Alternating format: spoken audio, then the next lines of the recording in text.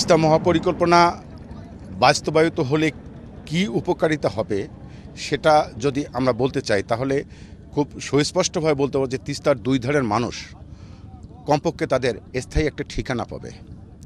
আজকে আমরা নদী ভাঙ্গন কবলিত হওয়ার পরে আমরা নিজেদের এলাকা ছেড়ে বাংলাদেশের বিভিন্ন জায়গায় কর্মে শ্রমিকের কাজ ছাড়া রিক্সা চালনা, বিভিন্ন কোম্পানিতে, বিভিন্ন ফ্যাক্টরিতে শ্রমিকের কাজ করে যাচ্ছি, যেটা ঢাকাতেই, বিশেষ করে ঢাকাতে অনেক বড় মানসিক চাপ তৈরি হচ্ছে।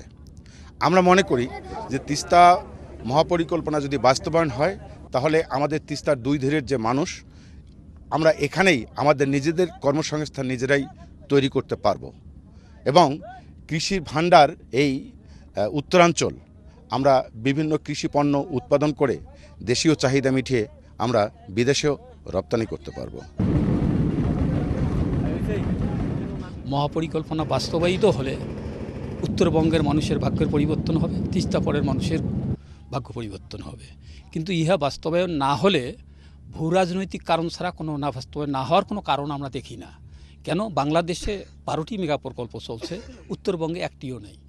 এই মেগা প্রকল্প বাস্তবায়নের জন্য একটি মেগা প্রকল্প মাননীয় প্রধানমন্ত্রী রংপুর বিভাগে একটি মহাপরিকল্পনা উপহার দেবেন বলে উনি নিজেই ঘোষণা দিয়েছিলেন।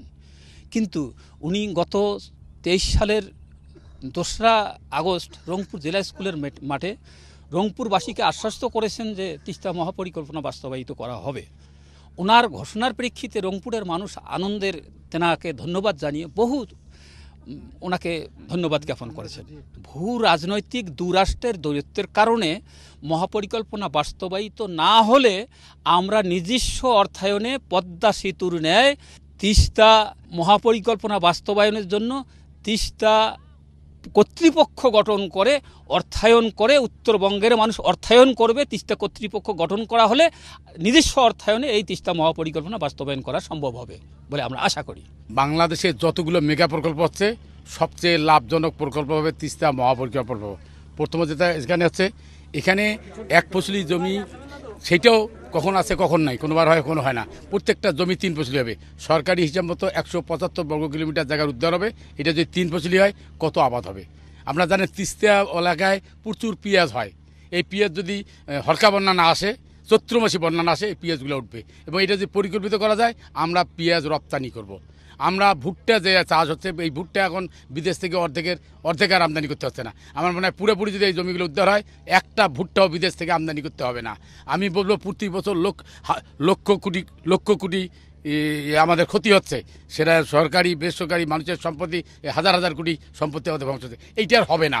পরিকল্পনা বাস্তবায়ন হলে আমাদের তিস্তার দুই পারের মানুষের সার্বিক জীবন ফিরে আসবে এবং যে জমিগুলো আমার ভেঙে গেছে সম্পূর্ণ জমি আশা করি ভবিষ্যতে পাওয়া যাবে। তখন আমরা নিজে স্বাবলম্বী হব এবং আমার এলাকায় উন্নয়ন হবে, স্মার্ট বাংলাদেশ গড়ে উঠবে।